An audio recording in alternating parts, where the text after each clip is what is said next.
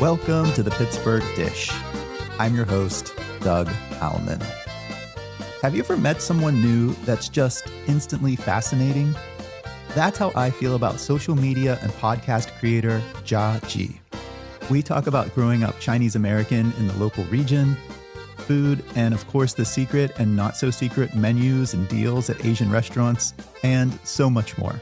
I hope you enjoy it. All that ahead. Stay tuned. The Pittsburgh Dish is supported by Chef Aleka. From knife skills to puff pastry and even classes for kids, visit her website to book your next food adventure, chefaleka.com. And if you want to advertise your food-related business or event on the show, just DM us on Instagram at the Pittsburgh Dish or visit our website at pittsburghdish.com and use the Contact Us form. Now, on to the show. Thank you so much for coming over and for being on the show. Mm-hmm. Would you introduce yourself to our listeners and what you have going on in the world of food? Okay. I'm Jia. You can find me online on Instagram at JIA Animal Selfies. There's a double A in that. Okay, yes. I guess I'm like starting to do a little bit more food content. I used to have this like not very popular cooking show with my ex who was a nutritionist. Oh, okay. It's called like Panda Cooking. We produced like a few episodes. The only one that I would consider broadcast quality is we have communal bake oven in my neighborhood in the north side, East Deutschtown. Yes. So like across from the community garden, this like nonprofit, it was called New Kirsch. It collapsed. It's one of the standard.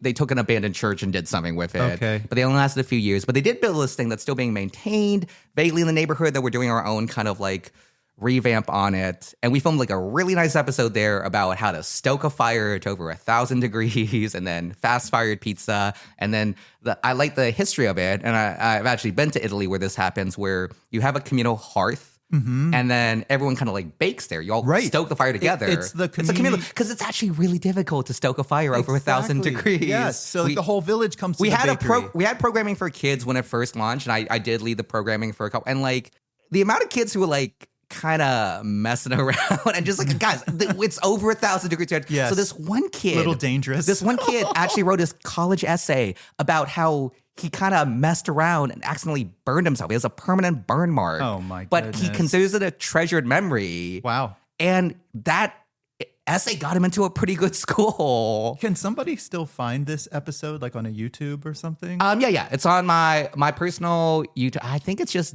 Jia Videos, JIA Videos on YouTube.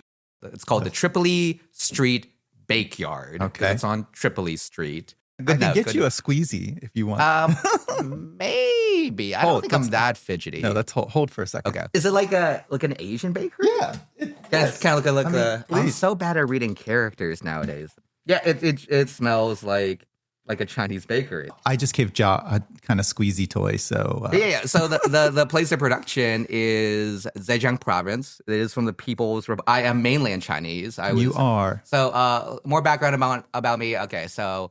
Can I back up the bus a second? Yeah. Well, we met at Trace Brewing after I did a talk for the Food and Beverage Network. Keynote speaker. Sure. Yes. I'm gonna be honest. I normally don't go that frequently to it, but because we were like launching the podcast and I wanted to meet you. You're the main reason why I went. Thank you. Also, they do a good job on production. They do a good job on production. Yeah, I also like Trace.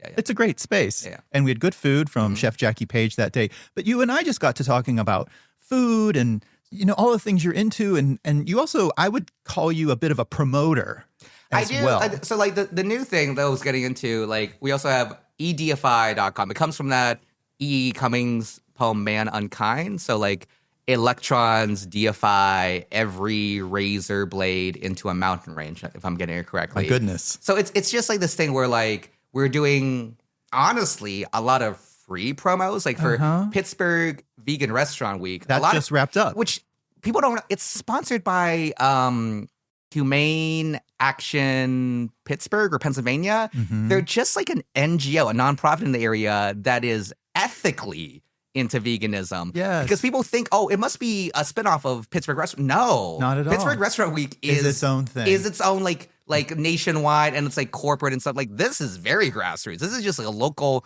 nonprofit that like I love that. So we did a lot of free promos for them. We occasionally do like some kind of like paid work, like Pliables is a nationwide chain that But I've seen you do a couple of theirs, right? Yeah. But we generally like, and it's just like a new thing where in my 20s, I did a lot of social media for local startups and like local ad agencies. And I'm just getting back into it because, I try to eat healthy. I'm like aging well. People think I'm Gen Z. I'm not. I'm an elder millennial. What? But that's like my specific, I don't like that's my specific demographic, but like, like I'm as old as you can be while still being a millennial. Because if I was a year or two older, I would be Gen X. I'm right at the cutoff. All right.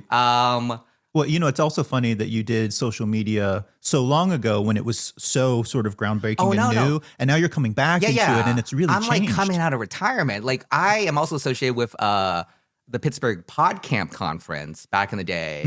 We got into podcasting way too early, 2 decades ago, when people don't even know what it was. When we were still deciding whether to associate with Apple, because people forget that. It's called podcasting because of the iPod. That's right. And we're like, should we? And that's when Libsyn, which is a local company, got started. So it's all a that. local podcast hosting service right here. Shouts out to Justin Azarak, who is very influential and is from the area. And had to, it's Pittsburgh thing. Sometimes you have to she was live streaming on Justin.tv, which is the precursor to Twitch. My goodness. 2 decades ago. Well, so see, you have your finger on the pulse of all of this, where things started and how we're doing things now. You and I also got to talking about a variety of things. As you mentioned, your family's from mainland China. Is that where you were born? Yeah, I was born in Chengdu. It's the capital of the Sichuan province, where most people know it as Sichuan food. They pronounce the romanization of my hometown and my province has evolved over the years. So it used to be spelled differently. Right. But nowadays, the preferred spelling of it is Sichuan. But the previous romanization had Z's and W's in it. Yeah, SC. Yeah. But I would say if you like stuff like 火锅, hot pot, if you like chili crisp, all those things are associated with my hometown and my home province, and also panda bears. Panda bears originate from outside of Chengdu. We have the Panda Research Center. Wow. Pro tip. A red panda is not a real panda. It's a thing we invented to charge white people more money because we don't allow you to take photos with the pandas anymore. But when I was a kid, because I was born in Chengdu, but my family immigrated here to Pittsburgh for my dad to get his PhD. And also, he got sent to a labor camp under Mao and such. Wow. But he mainly came here on educational scholarship to get his PhD in civil engineering at Pitt. So that's what brought the whole family. Yeah. Well, he had to work in Chinese restaurants for the first. So this is the thing. He already had a master's, but back then, and this is weirdly still true of some places, they didn't honor his master's. He had to get a duplicate master's here, even though he was here for a PhD program. Do it over again. And he had to work in Sichuanese Chinese restaurants here for a year to save up money. He was eating leftover restaurant food, just whatever was left at the end of the day, saving all his salary to bring the rest of you over. And what year would that have been? That would have been 85, 86. Yeah. How crazy. That's such a story. What about you and coming over? And, I always like to keep it close to food. When you were mentioning the Sichuan province, I have a partnership with 50 Hertz Foods, and I make more Western style recipes using Sichuan peppercorns, red, green. My friend I'm a big I always tell people even if you don't like spicy, try a Sichuan peppercorn. It's a completely different taste. It's a numbing. It's the numb. It's not tingly. Hot. Yeah, it's not, because people think, oh, I know what a peppercorn is. I know what spice is. No, it's a very unique, playful flavor that's used in cocktails, drinks now. That's what we're doing. That's what we're trying to do. That's fun. That's fun. And what about you then coming over? I'd love to hear your standpoint, even from a standpoint of food. What was home food like before you moved to the United States? Do you remember much? We would still go back. It's tougher now because of geopolitical tensions and things like that. We used to go back once we could afford it every 5 years. And then when we bumped up yet another socioeconomic class. Because the thing you have to remember, and this is just a little Chinese history, is everything was reset during the Cultural Revolution. Under Mao, religion is the opiate of the masses. So we lost all Taoism, Confucianism, like anything like that. Became almost more monoculture. Monoculture. And then also, like if you were like a landowner, an educated class. So like on my mother's side, my grandmother is very fancy. She had her feet bound. Wow. She is used to servants. She's always properly dressed, like lived into like her 80s, and is descended from minor royalty. Wow. She smartly made the move of marrying a general during the Civil War. Otherwise, she would have been probably sent to a labor camp too. My father did get sent to a labor camp. He comes from like the more scholarly class, like school teachers, accountants, and such. So all these groups were persecuted under Mao because Maoism is, we all love small farms, but we don't worship small farmers like gods. But that's Maoism. Maoism is like the ideal job and person and values is farm culture, and I'm all for farm culture, but we don't worship at the altar. There's a balance. Right. So like what they did is they would take city kids who have no skills whatsoever, send them to the farm with no training, and they would starve. Wow. So my dad tells these stories of like he's like a city kid, he's like very scholarly, book smart. Yeah, really into Russian literature, just like a nerd. And he and his friends get sent to this like labor camp because they're not even dissidents. They're just like nerds. Different. They're just different. Different enough. They're just different enough. And they're like, Mao's like, we got to toughen these boys up. And some of them starve or die. Like he tells this tragic story that they're so hungry. And luckily he's away on like some other kind of like farming work trip expedition thing. But while he's away, a bunch of them go foraging for wild mushrooms, not understanding anything about wild mushrooms. Oh, gosh. He gets back, they've had a mushroom stew, and he's originally kind of salty that he didn't get any. Later, all of them started vomiting, and one of them dies. Wow. From like wild mushroom poisoning. And were these labor camps more like in the country producing food, or they didn't know any better? So it didn't work well for the farmers either, because so this is when you have an authoritarian government led by one charismatic figure who doesn't think things through. I would hate for that to ever happen again, but no.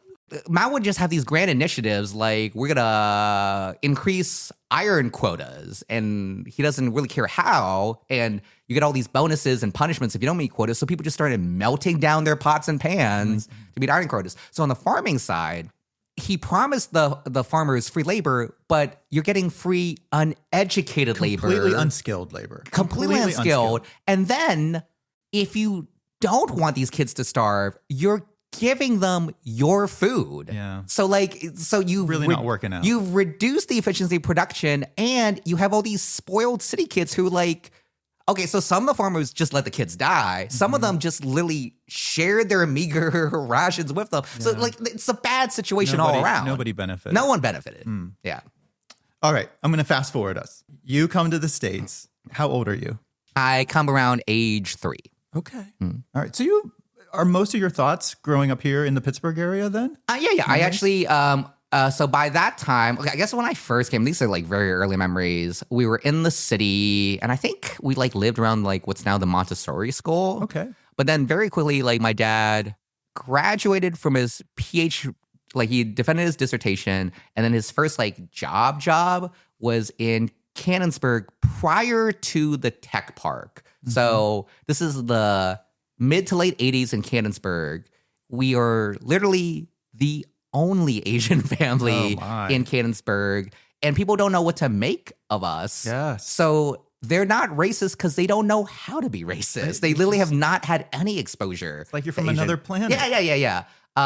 So I lived there until middle school, and then moved to Monroeville, where I experienced racism for the first time because then people actually have exposure to stereotypes. So I was weirdly shielded from racism in this small town because just no one identified us as the Asian family. No one had built that kind of mental picture in the brain of why you were different. Yeah. Racism is a learned virus from external influences. So like, I think I have a lot of sympathy or just like, no, like I am just like a small town boy. Do you know what I mean? Like I live in the city now. I was born in a big city, but a lot of my former, like I have a lot of fond memories of just like playing with other neighborhood kids. Like that thing where you like spend the entire day outside during the summer. That was you. Doing stupid stuff like building like a tree fort or like a zip line or like looking for 4-leaf clovers. I love that. Yeah.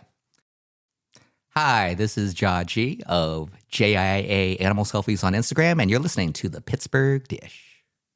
When we were at Trace, we were talking about like the secret Chinese menu at restaurants and stuff. I'd like to ask about your family food, especially living in Canonsburg. You know, what was food life like growing up? Yeah, so like my mom always cooked a lot, and she made like some very specific Sichuan recipes. The one that I cook a lot for comfort food, especially for like friends who are having a tough time, is, do you know the eggs and tomato dish? It's all technique. It's all come up. I think eggs and tomatoes has come up 3 times on this Okay, podcast. so you get like, it's such a simple dish, but it's all technique. But also, isn't every family's just a little It's a little, there's a different? variations. So like we like to put fresh scallions on it. Okay. We don't necessarily need the specific like high end like rice vinegar and such. We just use whatever is around. We do sweeten it a little bit with sugar. I think that's the trick. If you can't get like vine ripened, if you can't get high quality Tomatoes? like super ripened tomatoes, You just need a little. you just need a little bit of sweetness. Yes. All that balance. Yeah. To be honest, because my mom's such a perfectionist, I didn't actually learn that much cooking from her. She just tough did it. in the kitchen. She just did it. Well, no, first of all, I'm back in Pittsburgh because my mom's recovering from rotator cuff surgery. So now she can't really cook as much as she can't used cook to. as much. So she's having my dad cook. My dad's an all right cook. My Really? mom is on him like the toughest.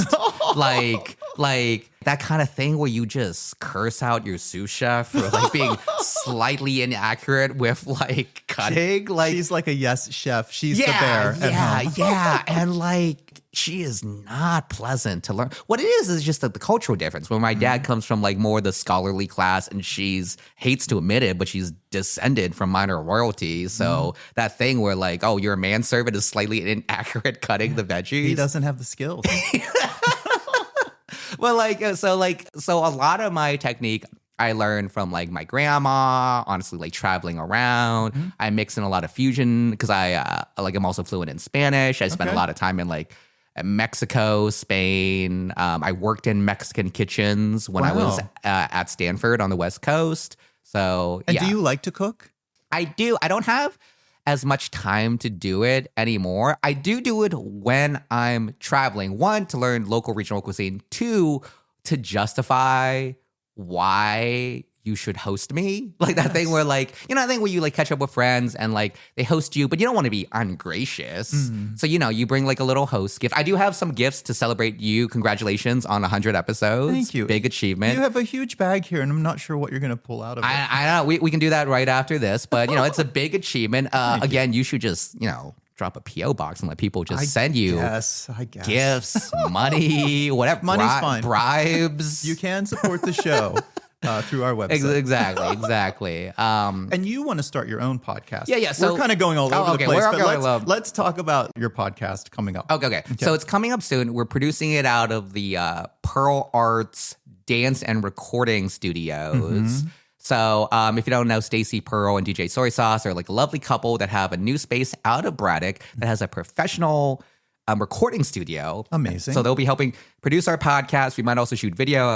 One of my undergraduate degrees is documentary film, so we might do some video too. And this has been vaguely cleared with Wiz Khalifa because I was an early investor in Shadow Lounge, Justin Strong, that whole group. We also I also invested in the restaurant, the Ava, which was a very brief but popular restaurant. But the podcast is going to be called Black and Yellow. And it's going to cover local African American and Asian American issues through a relatively comedic lens. I think that's amazing. Yeah, because you know, there's issues, but we don't want to like. I think it's easier to talk about those issues through some laughter. Yeah. And we don't want to milk the white guilt too much. Just like a reasonable amount to get donations or sponsors. Yeah. But you know, like that this month is Asian American and Pacific Islander Heritage Month. Yes. So we're only interviewing Asian guests this month. We have our first book guest is this amazing guy who is Japanese and has been teaching tango locally for 20 years. And guess what the question he always gets?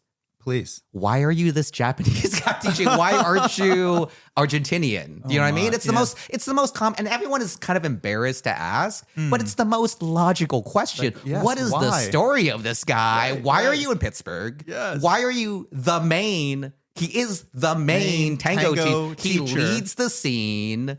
And he's a fascinating guy. So that should be an interesting interview. That's very interesting. And related to, as you mentioned AAPI month, I noticed on your feed, you were walking around Squirrel Hill, going into all of these local businesses. Yeah. It was originally for Mother's Day, but I try to feature more Asian American businesses during this month. And a cool little hack for your listeners is if you're in that part of Squirrel Hill that's just all Asian, it feels like you're in Taiwan because it's bubble tea. People really like bubble tea. That's how it started. But now you have very authentic, not just Asian restaurants, but even these like little stores that sell like the little tchotchkes.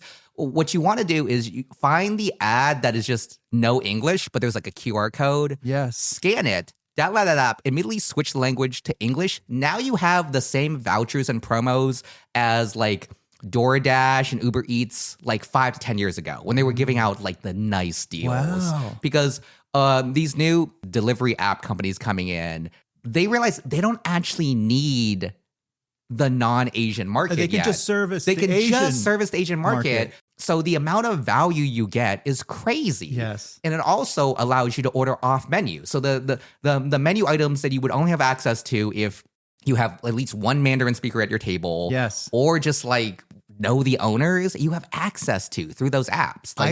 This is where I wanted to go with you too. We are talking about, going into restaurants and they have, I would call it the American menu, but there's an off-sheet menu or a secret menu. Yeah, like now I think it's getting more mainstream. So originally it was like in the 80s, and the history of like Chinese restaurants is very interesting in America, where like the history is because of the Chinese Exclusion Act. So the history of Chinese America, and a lot of people forget this, Pittsburgh used to have a Chinatown. It used to be downtown. Yes, and now we have one little small block. Yeah, and the reason why we have that, like that one, the Chinatown Inn, is because their daughter is literally Mulan. She is the voice of Mulan from the original movie. She prevented the destruction of it, but everyone else got kicked out when they wanted to build the Boulevard of Allies. Used to be over 100 Chinese-owned businesses in downtown Pittsburgh at the turn of the century. But when the Chinese Exclusion Act was passed, mainly because they didn't want Chinese Americans to stay, even though you brought us to build your railroads and we established families,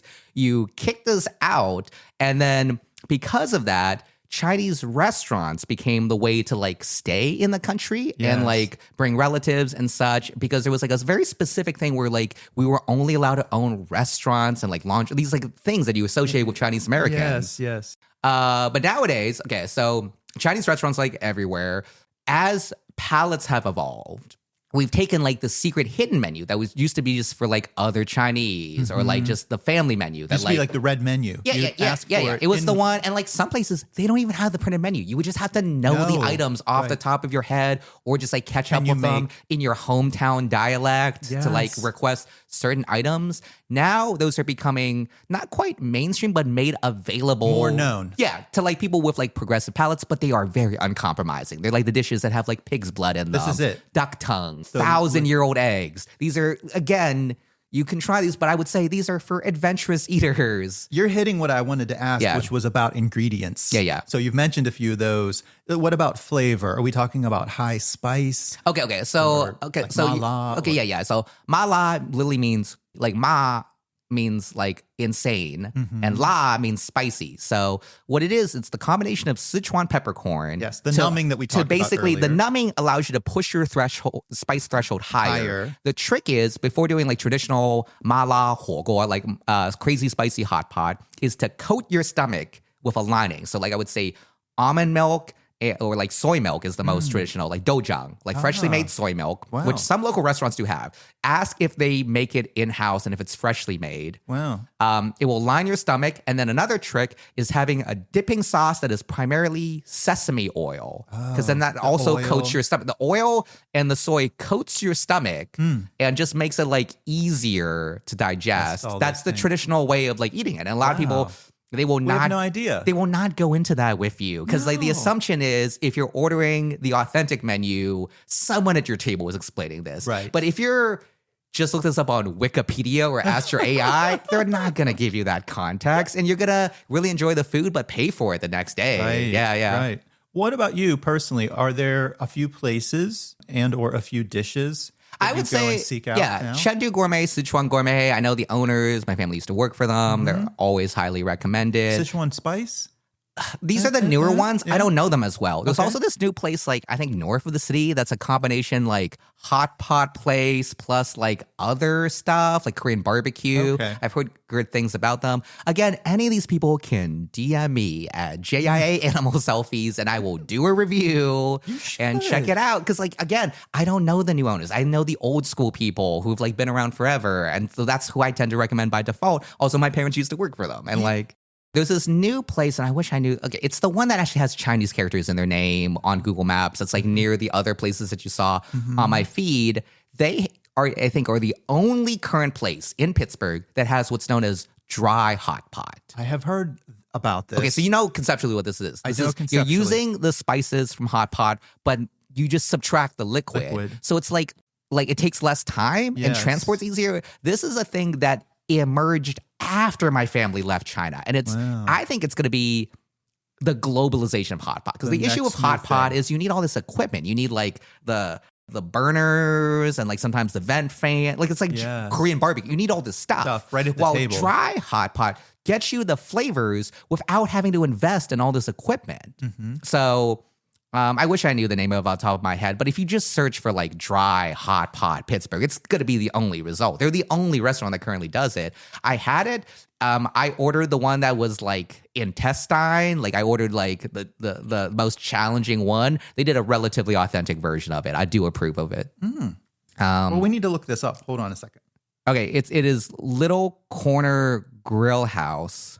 Here's another trick that you can tell if someone's pioneering a menu. They have a few bad reviews because people ordered stuff. You know, like when something is like, look at this spread. See, a lot of 5 stars and weirdly high number of 1 stars. It's either you love it or hate it. Yeah. Because you don't know what you're getting Yeah, into. nothing in the middle. So this is actually a good sign of a place that is challenging stuff. So And like what's that one again? this is called Little Corner Grill House. where is There's it located? articles about them. Let me look up the 301 North Craig Street. Okay. 15213. It's littlecorner.top. It is also open really late. So like I have a thing where I also like produce shows in the area, help out with like other stuff that's like late You were night. a promoter Well, all around. I used to. You Well, like because really I was an do early so many investor things. in Shadow Lounge and Ava, and that's where like Mac Miller and Wiz Khalifa came up. I Yes. like the nightlife in the city, especially when I'm back in town. So I'm often, that thing when you're in industry, you finish after midnight. So you What need is open? So something late, my yeah. other go-tos, everyone, Cambodia Kitchen. It's open weirdly until 3 or 4 a.m. If you pay them Cash, Venmo, Cash App, it's so much cheaper. You know what I mean? It's definitely like one time they catered my friend's baby shower. It was great. People don't even realize that they do catering. Let's But give them a shout out again. yeah. That's Cambodia Kitchen in the South Side. It's open super late. I always recommend that to people who work in the industry. And then this place is open until 2 a.m., which is still impressively late for a Very good, raunt. yes. They're doing 11 a.m. to 2 a.m. That's a long shift. Anyway, so they are very polarizing. The people either leave them a perfect 5-star review or they don't know what they ordered and they leave them a 1-star review, which I feel like is not a nice thing to do. It's your fault for ordering some. You thought you were that adventurous of eater, and it turned out you were not that You adventurous. thought that you liked hot pot, and then you ordered dry hot pot, and you got something you didn't expect. Yeah, exactly. Ja, we have been going for a while. Yeah. I want to make sure that we hit up anything else you have on the horizon. Okay, What's so coming up? So the the- new podcast is The coming. new podcast, and we don't know the launch date yet, but we do have our first guest. And then our eventual end goal, and this is a realistic goal, not outside the realm of possibility, is to interview Wiz Khalifa in February of the coming year or a future year. One of these years. I think it's amazing. We will interview Wiz Khalifa. Yes. One of our first guests will also be Justin Strong, founder of Shadow Lounge and Ava, which, Wiz came up in. We're going to interview some disciples of Mac Miller, like Fungi Flows, Parker, who did a lot of work for the NFL draft.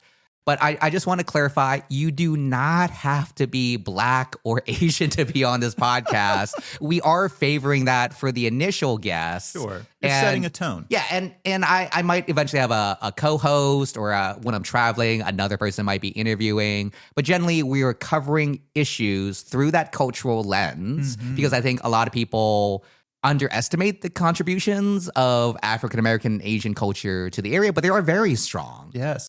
You're going to tackle some issues. You want to do it with comedy, but I also think it ties so often back to food. Yeah, it does. Food as a tie that sometimes gets you into the society. Well, historically, the reason not. why we have safety, honestly, in Squirrel Hill, and I have a lot of Jewish friends, kind of because traditionally Chinese restaurants were the only ones that would stay open on Christmas and other holidays. On Christian holidays. On Christian holidays when Jewish families wanted food. And wanted to go out. Yeah. Just throughout the U.S., there has been weirdly just like a little kind of like symbiotic relationship between like Asian, specifically Chinese restaurants. Like I used to host this like dinner party for my Jewish friends. I'm friends with Rabbi Chuck's family, the former rabbi of Tree of Life. It was called Feast for the Chosen People. It was just on Christmas. We would make a homemade meal for like Rabbi Chuck's family and some other Jewish friends in the area. Amazing.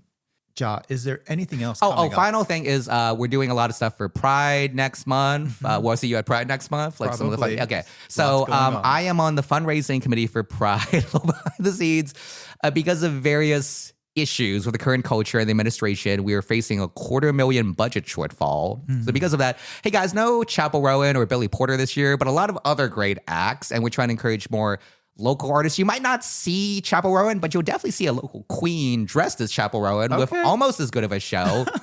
So on June 14th, we are producing, it's called Lesbos for Lebanon, and kind of like a ravey type atmosphere, but benefiting charity. And then on the 16th, we'll be producing a comedy variety show out of Controversy in the South Side. We'll still have musical acts, probably mainly rap, but also like a lot of local comedians in the area. And we are still doing a similar thing where it's mainly queer or femme acts. You have so much going on. We try. Yeah. We try. Let's remind listeners again, if folks want to find and follow you. So the easiest is, and I also do like giveaways. Like if you ever see me do a live stream, every live stream I'm giving away, because I get mailed all this stuff. In these live streams, I'll do an unboxing and then I'll give away half the items. And there's like 5 people in chat. Your odds of getting like especially if very you live. High. They're very high. If you just live and I don't have to mail it, I will just give it to you so I don't have to mail it to somebody. So yeah, just follow JIA Animal Selfies on Instagram. Turn on the notification that specifically notifies you about live streams. To celebrate me hitting the 10K benchmark, I'm going to launch a new, I just got qualified. You know, the subscription thing? They invited me to do a subscription thing. I'm picking the lowest possible price, which is 99 cents, I think, a month. Is this an Instagram? It's like an Instagram thing. I don't really understand that much about it, but they like invited me to try it. But I'm going to do it as my like 10K celebration. Yeah. And then if you get it, you're just going to get like a ton of stuff, like all the cut content, guaranteed giveaways. And then on YouTube, I am JIA Videos. On Facebook, it's just my name, JIA space JI. And then edfi.com is our new, just like, we're mainly doing free promos for like nonprofits in the area. But if you actually want to book us for like work, we charge slightly below competitive industry rates. So feel free to shoot an email to PR@edify, that's EDEIFY.com, and one of our staff or interns will get back to you about cool promos in the area. Thank you so much. Yeah, thank you, Doug. Jia, it's been such a pleasure to get to know you. We've been all over the place, but I love it. I know. I get a little easily distracted. We talked about food, which is what I wanted to do. We did. I But think there's more probably we can have talk taught about. them more about the history of Chinese Americans in Pittsburgh than they've heard ever. I love in that. their I life. love it. The name of the show is The Pittsburgh Dish. Mhm. What's the best dish you've had to eat this past week? Ooh, this past week, I kind of had, like, they do pay us, but I have to admit, Pliables launched a new location in Bakery Square, which already has, like, some great restaurants. I mean, it is Yeah. pricey. Is It's literally next to the Google headquarters. You get it. Like City Kitchen is there. Yeah, There's and they got like a few bunch of Deschamps great concepts restaurants. and like that high-end ice cream place, Jenny's and such. They are expensive bowls. I would say Okay. they range from like 15 to 20. We gave out free bowls to the first like 20 people. I'm just literally asking for the most aesthetic bowl. I have yet to have a bad bowl from them. Well, that's good to know. Yeah, so they're not just the standard acai bowl. They also do like mango, pitaya, which is dragon fruit, coconut, and like that thing where you want to eat, but you want to eat relatively healthy, but then like sometimes it doesn't feel good to eat healthy. It doesn't satisfy. Yeah. So this is like it's fresh fruit, no sugar added. They'll let you know if they use something like honey or like Nutella. They have like some stuff like that. But they also, like they put healthy oatmeals and grains in it. They are good. Okay. Yeah, Like, filling and probably makes you feel I satisfied. literally ask for a random bowl that would be most pleasing in an Instagram. So I'm not even asking for the tastiest bowl. I have yet to have a bowl that you I'm really like, picked. that I have picked. Like I'm getting the most random bowls, and like and also half the time I gave one to like one of my hippie friends who produced It's Peaceful Gather of Hands. He's from the area, but now he like travels a lot. He produces like one of the biggest hippie gatherings. I gave him a bowl as a gift because he has this ridiculously strict paleo diet. He was so happy He loved to it. have something that he could eat and like feel good about. So Well, we love to eat local when we can, but sometimes the options it aren't. is a nationwide chain, right. but there is no every no one- acai bowl restaurant here is a chain. I don't know of a single one Yeah. because we're not a beach town. There Not is yet. no No. local. No one's like, oh, my family history of producing acai bowls. The ocean has not come to us. Yeah. So the best bite this week was a pliable. Yeah, that and I would say you don't know what was in it. No, I do know which one. The one I specifically liked, and this makes it less healthy, but it is the most delicious one that I liked.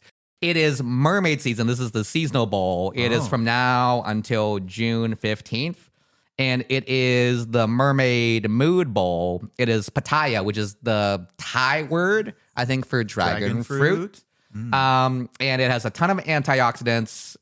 So it has like some coconut and then fresh strawberry and mango on top. And this is what makes it. It has a cool chocolate shell. It's very aesthetically pleasing, Yes. like a little, because it's a mermaid bowl. And then it's drizzled with as much Nutella as you want. The more Nutella you add, the less healthy it is. The better it is. Yeah, the better. You get it. This is why it was my favorite bite of the week.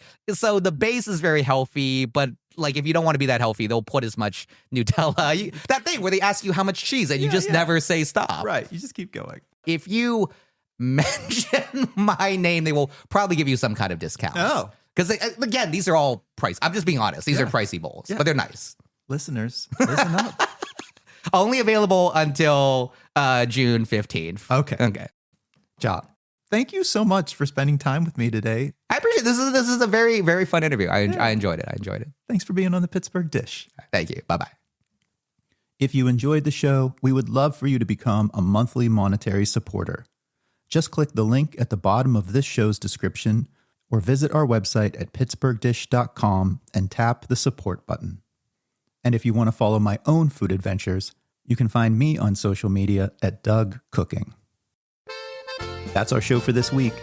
Thanks again to all of our guests and contributors, and to Kevin Selecki of Carnegie Accordion Company for providing the music to our show. We'll be back again next week with another fresh episode. Stay tuned.